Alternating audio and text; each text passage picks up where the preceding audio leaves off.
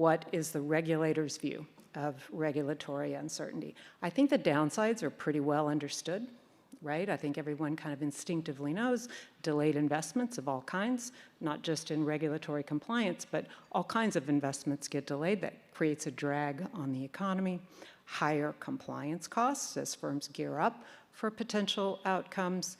You also get greater competitive inequality because the larger, more resourced firms can react more quickly. The smaller firms, those larger firms can better prepare, they can monitor, they can predict, they can even lobby for outcomes. You get valuation risks because analysts are going to apply a discount to industries and sectors that are subject to uncertainty in their rules. That can increase your cost of capital. That can, of course, depress share prices. Very importantly, you get an erosion of trust and predictability, as Granville was talking about. When you have unclear or shifting regulatory regimes, that weakens confidence in capital markets, and especially if laws are either quickly reversed or simply selectively enforced.